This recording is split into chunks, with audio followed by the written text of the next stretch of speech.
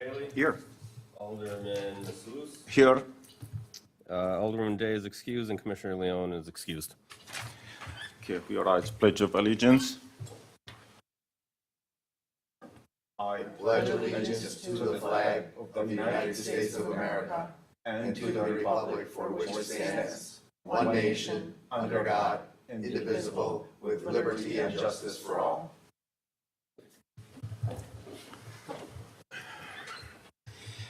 Approval of the minutes of meeting August 21st, 2025. I'll move approval. Second. All in favor? Aye. Approved. Okay, public, Say you're voting. uh, Say you're voting. you know, since we have a bare quorum today, I will be voting on any matters coming in front of this commission today. Public hearing, business matters, we have none today. Citizen comments. Anyone would like to speak? 3 minutes. Items that are on the agenda. I'm a regular. I know all the items on the agenda for speaking, and I won't go past 3 minutes. Linda Mathwig, 7321 Brun Drive. Good evening to all of you. I'd like to take a moment to clarify my comments from the August 21st Plan Commission meeting. When I said, shame on you, the Plan Commission, it wasn't meant as a personal insult. Rather, it was an expression of concern about the weight of responsibility that comes with public service, a responsibility that is rooted in trust. Each of us has a conscience. We know when something is wrong, whether it's neglect, dishonesty, or misuse of power. The same principle applies in public office. When private interests regarding the city override the public good, the shame isn't just personal, it tarnishes the institution and affects the community who must bear the long-term effects of the decisions you make. Public trust is fragile. Misconduct, broken promises, and poor governance leave lasting marks. My intent was not to offend you, but to remind you that the community is watching. History will record whether those in elected or appointed positions act with courage and integrity or with convenience and self-interest. I'd like to change the subject and comment on the proposed addition of Costco to our city. Let me be clear, I fully support Costco coming to Franklin. That's not in question. My concern lies with the proposed location. It is unfortunate that while the city plan designated 27th Street as a business corridor, we're once again seeing elected and appointed officials show little hesitation in introducing commercial development into areas not originally intended for it. In the case of Costco, wherever you build it, they will come. That's the strength of the brand. Considering the recommendations that have already been made, I urge those with the authority to revisit the proposed location and consider an alternative, such as the area near 76th Street and Ryan Road. This area offers ample space and would have less impact on nearby residential neighborhoods. I ask that this opinion be given serious consideration as planning moves forward. Finally, I have a question. I don't know if it can be answered, but I am trying to find out when the revised plan for Paths General is expected to come before the Plan Commission. Thank you for your time. Thank you. What was your address again? 7321 Brun Drive. Thank you. Anyone wish to speak?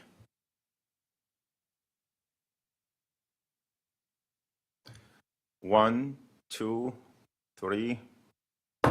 Close the open hearing.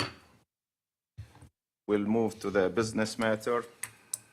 Bird Development Certified Survey Map, request for recommendation of a certified survey map for the creation of a two-lot upon property located at the southeast corner of the Chicory Street and Monarac Lane, tax key number 891-9013-000. I can start us off on this one. As you mentioned, this is a two-lot certified survey map. It's dividing the property of the southeast corner of Chicory Street and Monarch Drive. Lot 1 has an area of 7.47 acres. Lot 2 is 1.92 acres. Development of these lots in the future would require necessary use approvals and then site plan review. It's my understanding that the applicant may have a potential user for the lot 2 that's being created, the smaller lot. So it'd be anticipated that they would come forward once that project moves along. Staff is recommending approval. The lots do conform with the limited industrial district. Thank you. Commissioners, any comment? Go ahead. Just one question. In the past, not necessarily related to this parcel, but there was talk of the city pushing the bike trail through here or just a little bit to the south and east. And I don't know that those plans were ever fully fleshed out, but it showed a connection coming out to Monarch. Do we know what the status of that is and if that would in any way impact either of these lots? I'm not aware, Marion, I'm not sure if you're aware in this area at all. There was a proposal to wrap a trail through the Conservancy and over to 112th. I don't know how it's been displayed on the CSM or if it's, I don't actually know where the CSM is located exactly. So, but that plan is not currently being executed. So it's something that Parks Commission is going to take up as part of the Ryan Creek Trail in the future, most likely. But I believe the city also has ownership of some property in that area that would facilitate that. Thank you. That's what Yeah. I remember something in, that we had moved forward. We just don't want to miss that opportunity. Mhm. I think that's all I have. Any other comments, commissioners? Nothing? Anyone would like to, Marianne, would you like to read a motion for us or? I have that. I can read that. It would be a motion to recommend approval of a two-lot certified survey map for the creation of two lots upon property located at the southeast corner of Chicory Street and Monarch Lane, tax key number 891-9013-000. I'll make said motion. Second. All in favor? Aye. Aye. Unanimous vote.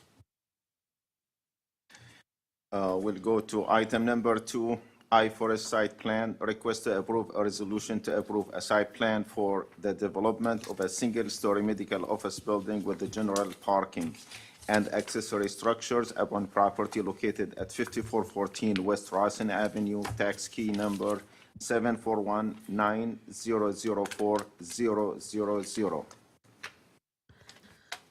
This is my item, so thank you. So the proposal is for a 22,000 square foot building, hence it requires Plan Commission review. Applicant has submitted all the necessary materials for this. It's proposed within the BR district. So this is the last lot in this development area. It does have a variance because it doesn't connect directly to a public road, but that was accomplished through the certified survey map previously. So the site plan is for a single-story office building for a medical user. That information is now public that it is for Children's Wisconsin. And there is related parking and landscaping. All of the designs meet or exceed our requirements for glazing and architectural articulation and comply with site plan requirements. But there is one change, which I know you had a question about, Commissioner, which is that they are requesting an increase in the allowed parking ratio so that they can have 97 parking spaces, which is a 30% increase over the 75 that would be allowed by the current ordinance. And so they have done the necessary things to comply with those standards, which includes providing green infrastructure and additional landscaping and having the parking located away from the front facade of the building. This area over here is not going to be occupied by the current design, and there are no current future plans for that. But they do have plans to seed this area. We don't allow turf grass just independently, so they're going to seed it out with wildflower mix and have appropriate plans for that. There's no protected natural resources on this lot. It shares a stormwater facility with the properties around it, so immediately to the north. And as I mentioned, the landscaping either complies or exceeds with our standards. So I think that's the broad strokes. If folks have any questions about any of the facades or any of the requirements, the applicant is here to answer questions, or I can answer questions as well. So we're recommending approval. Go ahead. Was the applicant's requested additional parking recommended for approval by staff? That's correct. So the resolution, this is something that the zoning administrator can approve, but the resolution also reflects that change over and above the ordinance. So there's an additional note in the resolution about that. Just one little comment, I do have a little bit experience in this line of business.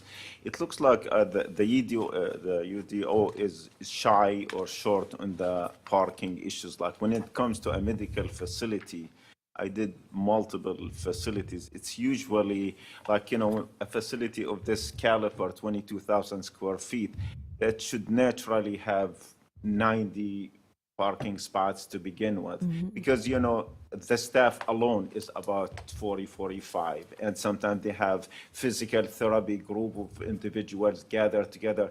So it's, I wonder what it takes to make an adjustment to that.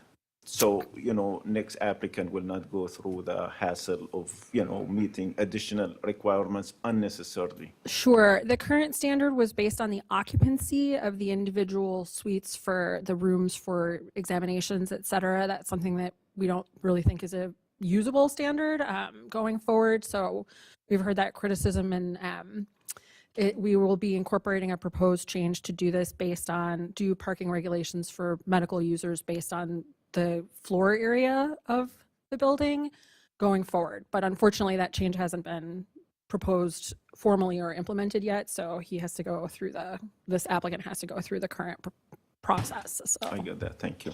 Yep. Commissioner, go ahead. Thank you. Just one question. Page C3 of the site plans shows on the southeast corner existing tree line to be removed. If I'm not mistaken, there's a north-south line of conifer trees along that whole stretch. It looks like there was part of the landscaping that was required for Sendix. And they're noting that it appears to be gone, even though those trees are on the adjacent property. And then the new landscaping shows other stuff there. So I'm just trying to understand it. Way down lower right-hand corner. So first off, I believe that those trees are on the Sendix property. Two, I think that they were requested to be there as part of their landscaping. And now this note has them being removed and doesn't show the extent, so I can only assume it says existing tree line to be removed. Can we invite the applicant? He's here.